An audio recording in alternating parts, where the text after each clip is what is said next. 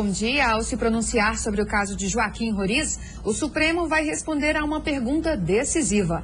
A lei da ficha limpa vale ou não vale para as eleições deste ano? A decisão tomada para o caso Roriz vai servir de base para os demais candidatos barrados pela nova lei, como é o caso do deputado federal Paulo Maluf, de São Paulo, do ex-senador Jader Barbalho, do Pará, e dos ex-governadores Cássio Cunha Lima, da Paraíba, Marcelo Miranda, de Tocantins, e Jackson Lago, do Maranhão.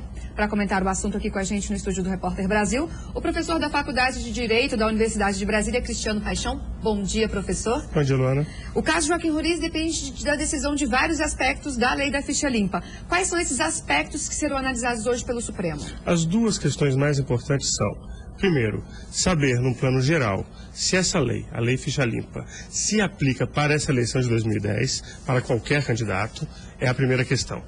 A segunda questão, se essa lei se aplicar, ela alcança fatos cometidos, ocorridos antes da sua promulgação, que foi em junho desse ano?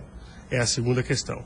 Se a resposta for sim para as duas questões, todos esses políticos que você mencionou estão impedidos de disputar a eleição em 2010. Dá para prever o resultado? Impossível.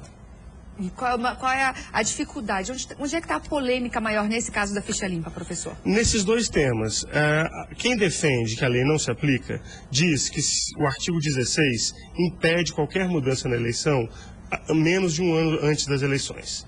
Quem diz que isso não se aplica, usa o artigo 14, parágrafo 9º da Constituição, que fala que uma lei complementar estabelece condições de vida pregressa dos candidatos. Foi o que a lei da ficha limpa fez.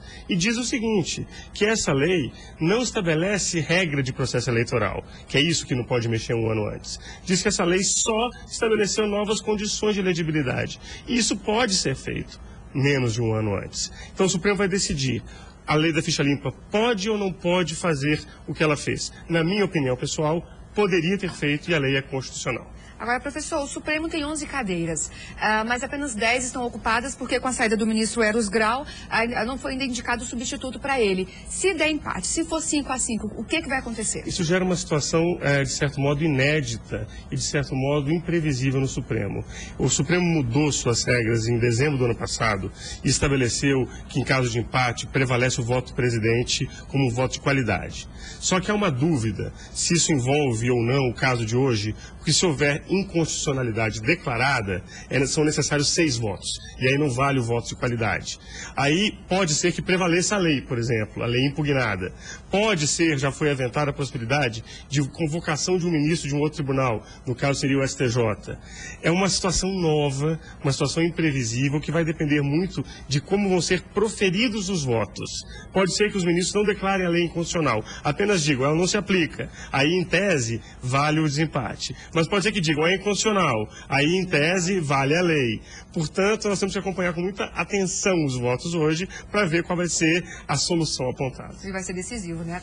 Bom, independente da decisão do Supremo Tribunal Federal, a ficha limpa já causou uma mudança na percepção dos eleitores. A gente tem um caso muito específico do Joaquim Roriz, candidato ao governo aqui do Distrito Federal.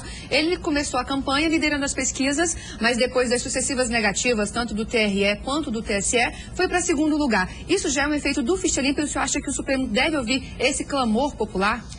Um aspecto que o Supremo, a meu ver, deveria estar atento é a questão ligada à aprovação da lei. Essa lei foi aprovada mediante mais de 3 milhões de assinaturas. Foi um projeto de iniciativa popular, prevista na Constituição da República. Há a participação de mais de 40 entidades da sociedade civil. Isso é um dado que, além de ser político, é um dado também jurídico. Esse é um dado que envolve uma lei aprovada de modo democrático com a participação da sociedade civil. É claro que o Supremo, como tribunal, não está submetido ao clamor popular, mas deve levar em consideração os fatores que envolvem a aprovação de uma lei. E, nesse caso, é indissociável da lei a mobilização da população. Pois é, professor. E a maioria dos eleitores brasileiros apoia a lei da ficha limpa, revela a pesquisa do Ibope. 4 em cada 10 ouvidos dizem conhecer casos de compra de voto por políticos, mas nem a metade está disposta a denunciar as irregularidades. As perguntas foram feitas a 2 mil eleitores em agosto. A maior parte vive em cidades com mais de 100 mil habitantes e pertence à classe C. Se os juristas ainda discutem a validade da lei da ficha limpa para essas eleições, entre os eleitores não há dúvida. A maioria é a favor da lei. A pesquisa feita pelo Ibope também revela descrença na política e na justiça. 7 em cada 10 entrevistados acreditam que a política só beneficia o próprio político. Pouco mais da metade diz escolher os candidatos com base nas propostas, mas o voto por interesse também é uma realidade. 13% admitem que votariam em troca de algum benefício. Eu trocaria meu voto por um emprego se eu realmente achasse que fosse necessário para mim. Na avaliação desse especialista, a análise dessa pergunta exige cuidado. A construção de uma escola ou um problema de asfalto ou de saneamento na localidade onde ele mora, isso pode ser entendido como um benefício.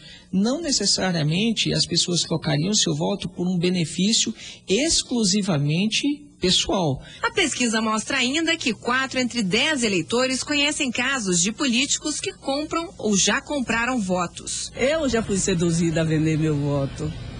Eu falei, não, meu voto não é vendido, meu voto é para eleger um homem de bem. A gente presencia a compra de voto através de brindes, promessa de emprego, e acho que todo cidadão tem a obrigação de denunciar isso. Mas quando a pergunta é se o eleitor denunciaria a compra de votos, mais da metade responde que não. Os números mostram, né, que há uma cumplicidade entre o corruptor e o corrupto. Então a gente precisa, né, punir o corruptor, aquele que tenta subornar, e conscientizar aquele que por algum motivo está abrindo mão de sua cidadania. Para a Associação dos Magistrados, campanhas de conscientização são fundamentais para informar o eleitor sobre o que é crime eleitoral e como ele pode denunciar esse tipo de abuso dos políticos. Essas denúncias podem ser feitas à Justiça Eleitoral, ao Ministério Público, à Polícia Federal e à Polícia Civil. Então, professor, dá para entender a cabeça do eleitor brasileiro? De certo modo, dá. É possível.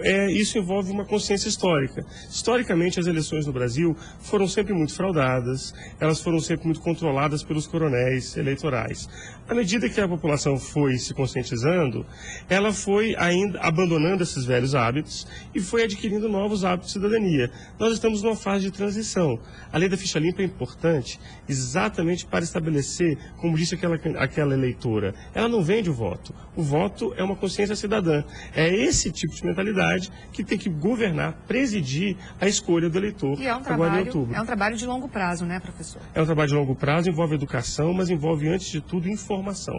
Eu acho que quanto mais informação existir a respeito do que significa votar, mais cidadania nós vamos ter. Ok, professor Cristiano Paixão, obrigada pela sua participação aqui no Repórter Brasil.